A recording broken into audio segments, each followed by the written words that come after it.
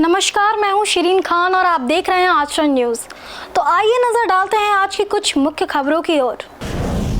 जम्मू कश्मीर केंद्र शासित प्रदेश के पहले मुख्यमंत्री बने उमर अब्दुल्ला।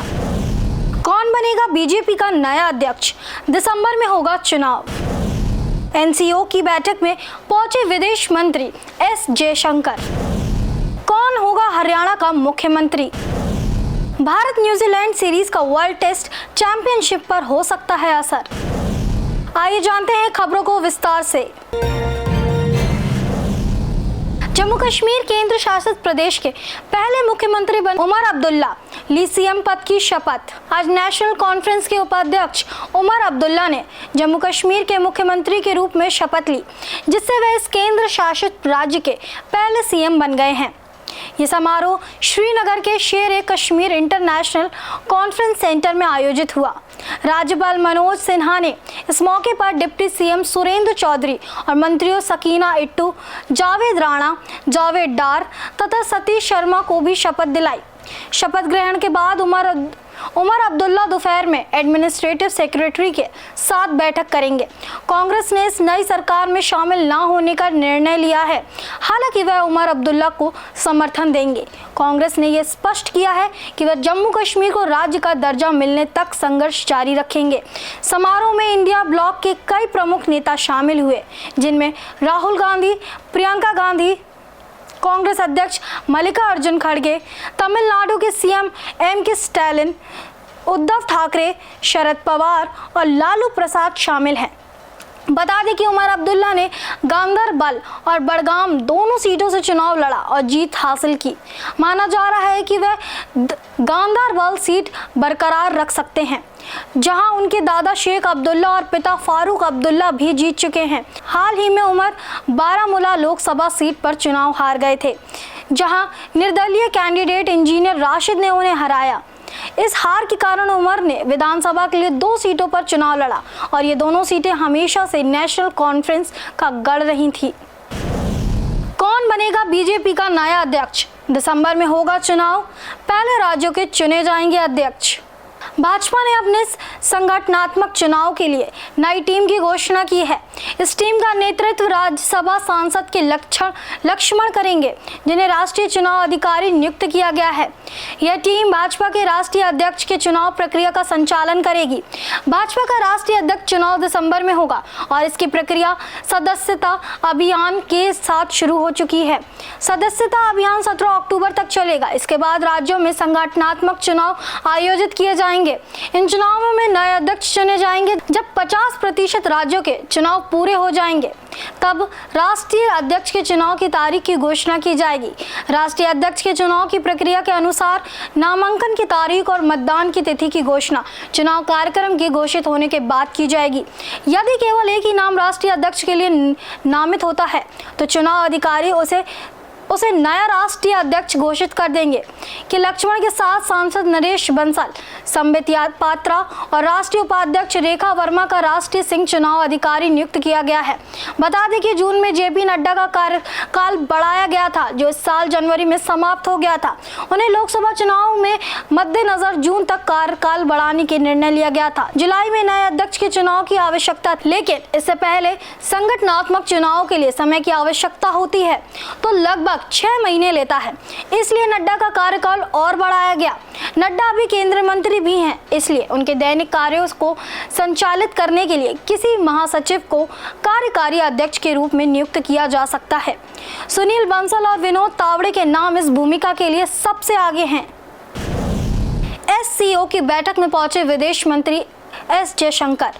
पाकिस्तानी पीएम शहबाज ने किया स्वागत। विदेश मंत्री एस जयशंकर इस समय पाकिस्तान में हैं, जहां वे शंघाई सहयोग संगठन की बैठक में भाग ले रहे हैं। वे बुधवार सुबह 10:30 बजे इस्लामाबाद के जिन्ना कन्वेंशन सेंटर पहुंचे, जहां उनका स्वागत पाकिस्तान के प्रधानमंत्री शहबाज शरीफ और उप प्रधानमंत्री इशाक डार ने किया। एससीओ की बैठक 11 बजे आरंभ हुई, जिसमें व्यापार और आर्थिक मुद्दों पर चर्चा की गई। बैठक के बाद दोपहर 2:30 बजे तक लंच करने के बाद शाम 4 बजे जयशंकर भारत के लिए पाकिस्तान छोड़ देंगे। इससे पहले आपको बता दें कि मंगलवार रात को प्रधानमंत्री शहबाज शरीफ ने एससीओ के नेताओं के लिए एक रात्रि भोज का आयोजन किया था। इस मौके पर शहबाज शरीफ और जयशंकर के बीच मुलाकात हुई, जिसमें उन्होंने एक दूसरे से हाथ मिलाया। पिछले साल गोवा में हुई एससीओ बैठक में जयशंकर ने पाकिस्तान के पूर्व विदेश मंत्री बिलावल भुट्टो को नमस्ते किया था, लेकिन उन्होंने हाथ मिलाने से परहेज किया था।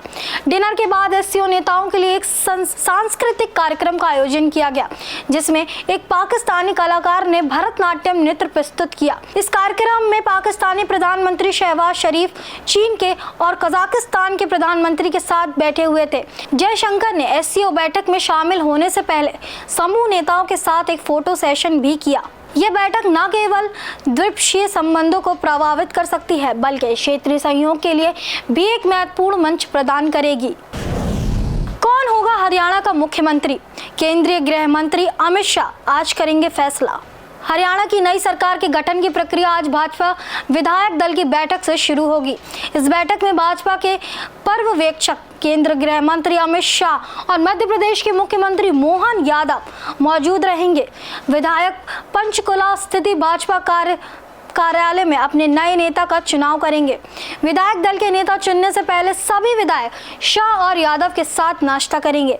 भाजपा ने अपनी सभी 48 विधायकों के अगले 2 दिन तक चंडीगढ़ में रहने का निर्देश दिया है। बैठक करीब 10 बजे शुरू होगी और इसमें नायाब सैनी और प्रदेश भाजपा अध्यक्ष मोहन लाल बड़ौली भी शामिल होंगे। नायाब सैनी के नाम पर कोई संदेह नहीं है, क्योंकि भाजपा ने उनके नेतृत्व में चुनाव लड़ा था। अमित शाह ने चुनाव से पहले यह घोषणा की थी कि अगर भाजपा सरकार बनती है तो नायाब सैनी के मुख्यमंत्री होंगे। प्रधानमंत्री मोदी ने भी उन्हें अगले मुख्यमंत्री के रूप में पेश किया है, जिससे उनकी स्थिति मजबूत हुई है। हालांकि पिछले कुछ समय में अनिल विज और केंद्रीय मंत्री राव इंद्रजीत ने भी मुख्यमंत्री बनने की इच्छा जताई है, जिससे विवाद उत्पन्न हो सकते हैं। ऐसे विवादों से बचने के लिए शाह को पर्यवेक्षक नियुक्त किया गया है। विधायक दल की बैठक में नए नेता का नाम तय होने के बाद राज्यपाल के पास सरकार बनने का दावा पेश किया जाएगा। इसके साथ ही अगले दिन शपथ ग्रहण करने वाले मंत्रियों की सूची भी राज्यपाल को सौंपी जाएगी। नई सरकार का शपथ ग्रहण समारोह 17 अक्टूबर को पंचकुला के दशहरा ग्राउंड में आयोजित होगा। भारत और न्यूजीलैंड के बीच 3 टेस्ट मैचों की श्रृंखला आज से शुरू हो रही है। पहला टेस्ट बेंगलुरु के AM चिन्नास्वामी स्टेडियम में खेला जा रहा है। यह सीरीज वर्ल्ड टेस्ट चैंपियनशिप के फाइनल में पहुंचने के लिए दोनों टीमों के लिए काफ़ी महत्वपूर्ण है। यदि भारत यह सीरीज 3-0 से जीतता है तो उनका WTC फाइनल में पहुंचना सुनिश्चित हो जाएगा।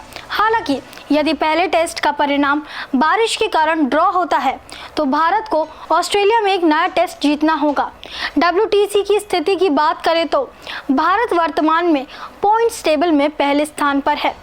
हाल ही में उन्होंने बांग्लादेश को घरेलू मैदान पर 2-0 से हराकर इस स्थिति को मजबूत किया है। भारत के 2023 WTC की चेन में कोई भी टेस्ट सीरीज नहीं गंवाई है। टीम को दक्षिण अफ्रीका और इंग्लैंड के खिलाफ एक मैच में हार का सामना करना पड़ा, जबकि वेस्ट इंडीज के खिलाफ एक मैच बारिश के कारण ड्रॉ हो गया था। इसके अलावा भारत ने बाकी के सभी 8 मैच जीते हैं।